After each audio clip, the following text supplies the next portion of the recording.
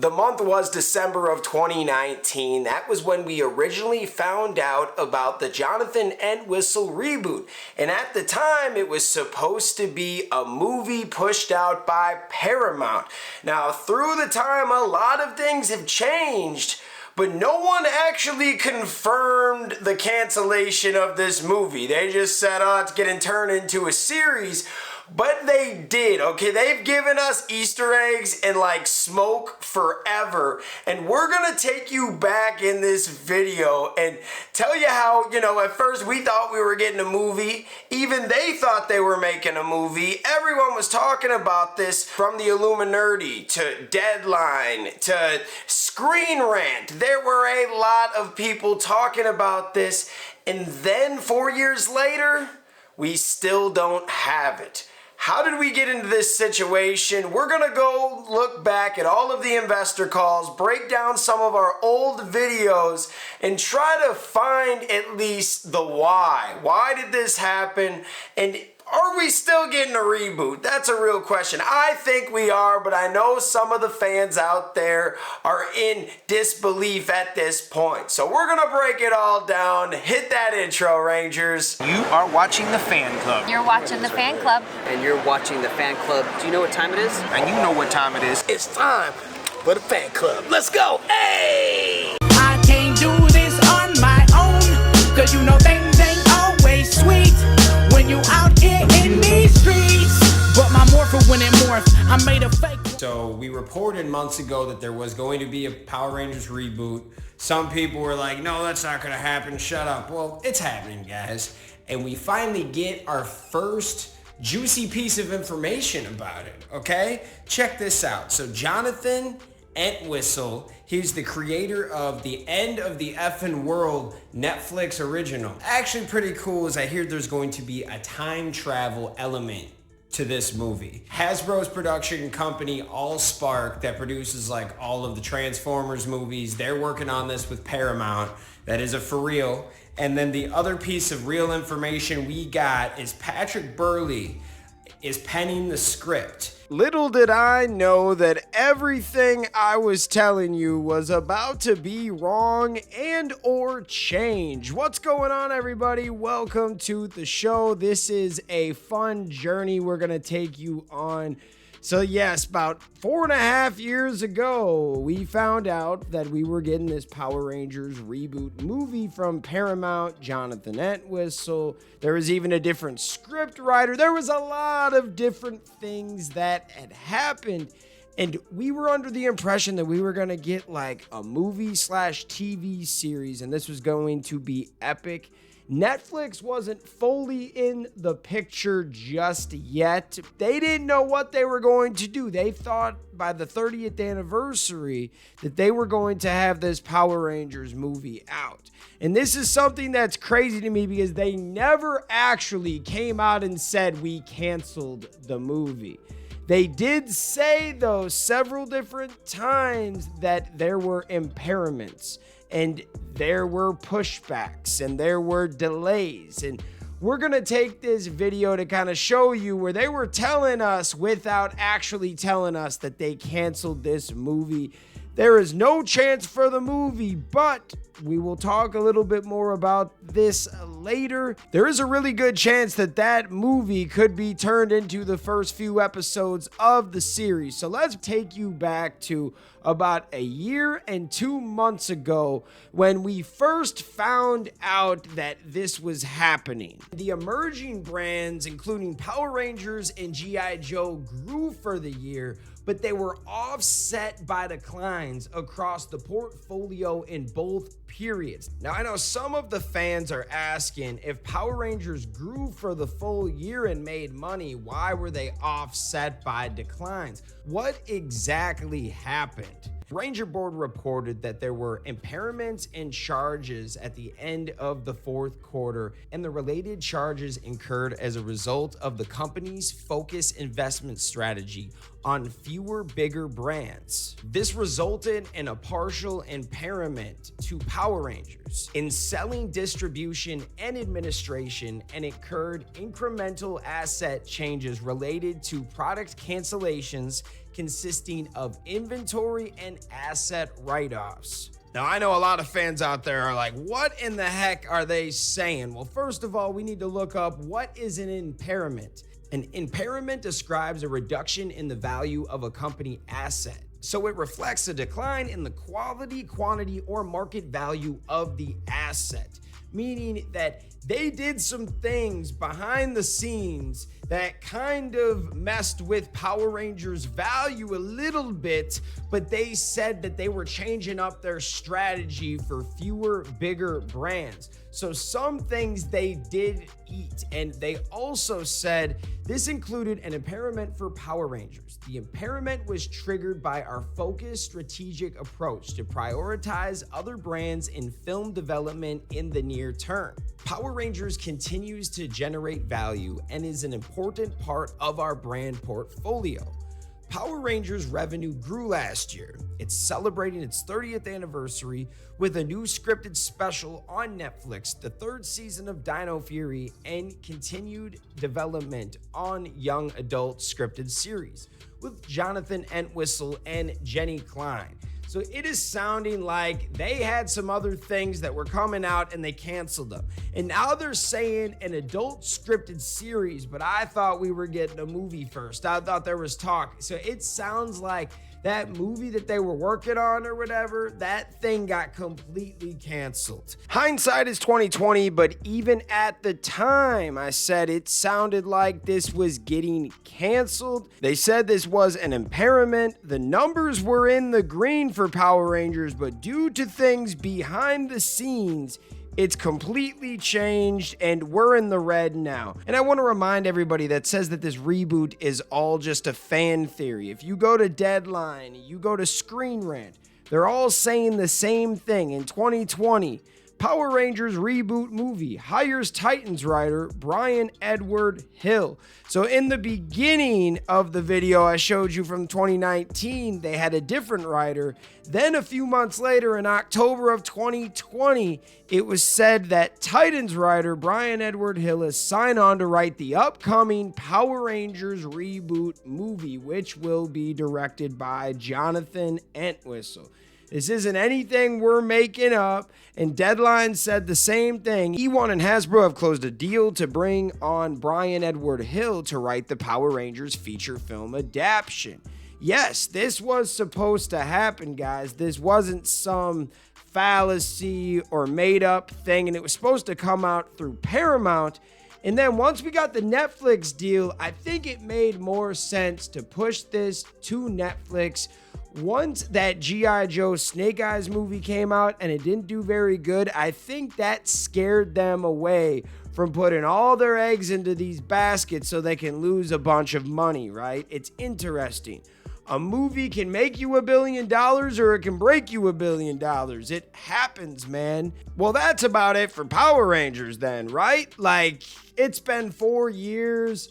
Hasbro doesn't really see the good in Power Rangers. Like, what's going on with it? We're done with it, right? No, I do not think we are. And I have to take you back 5 months ago. I made a video talking about a surprise spotlight in Hasbro's earnings call. We got a shout out from Hasbro and they barely give us a shout out. About 6 months ago, it said, in the entertainment segment, revenues declined 40% primarily due to the actors-writers strikes. Partially offsetting this was a 50% growth in family brands driven by content sales for Peppa Pig and Power Rangers. That was pretty big. That meant something to me because Hasbro right now is losing money, man. So you guys have to remember that the CEO that acquired Power Rangers for Hasbro, he's no longer there. He passed away, and we have a newer guy that's been there for a few years now named Chris Cox.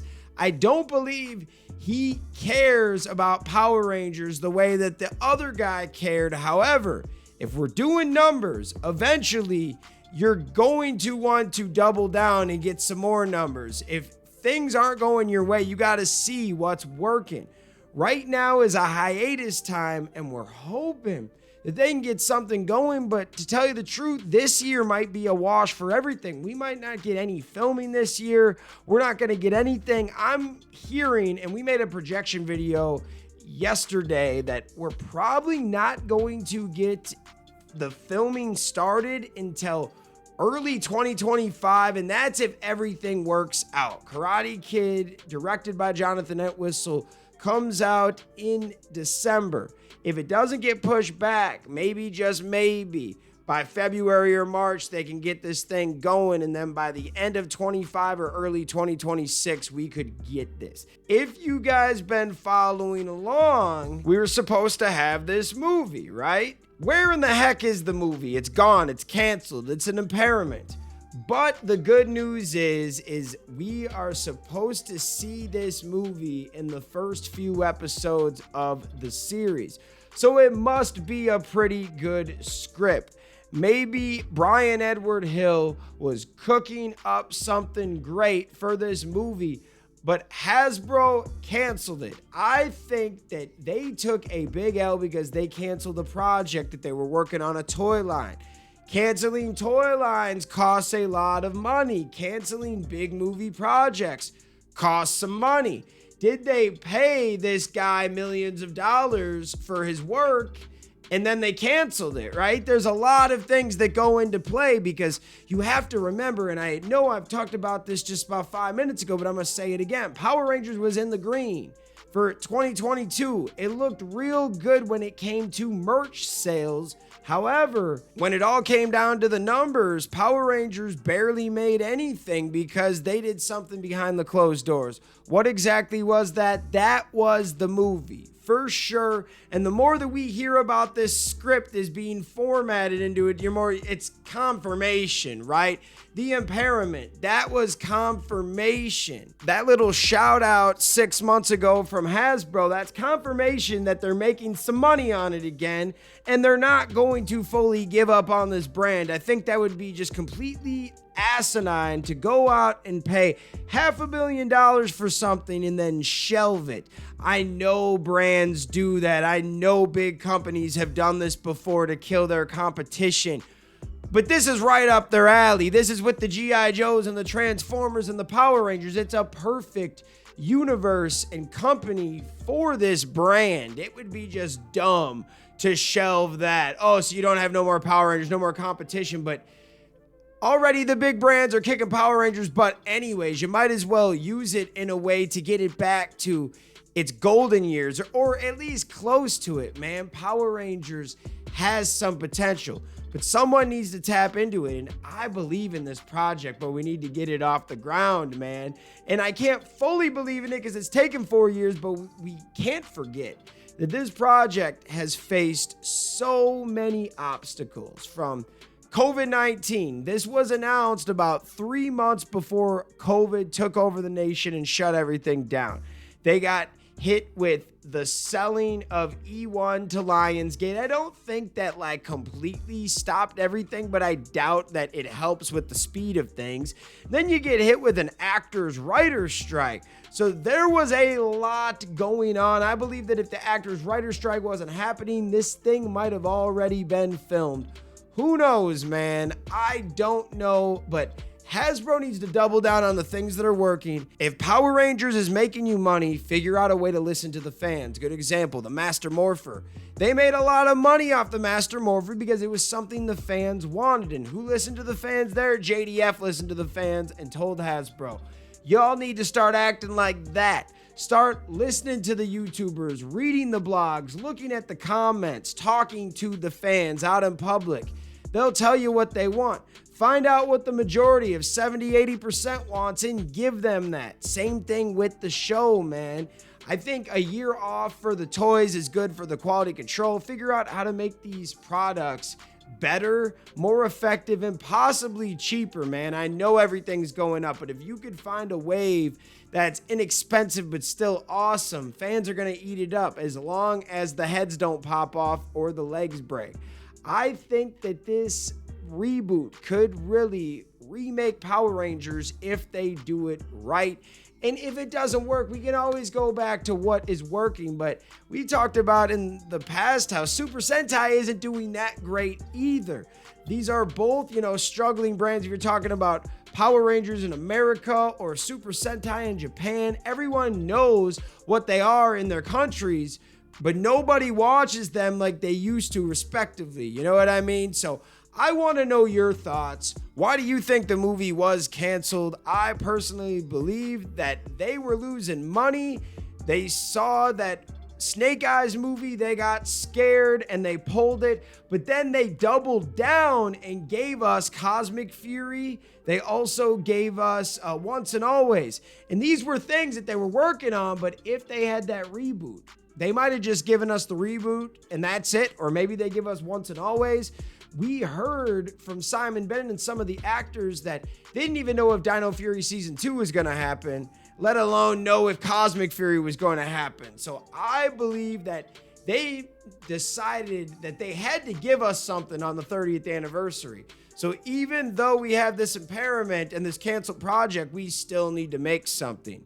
It's interesting. Then after that, we're out of New Zealand. And then as soon as we're out of New Zealand, the actor strike happens and now we can't make anything. But if we were in New Zealand, still, we could make something. But the actor strike's over. It's just pushing everything back.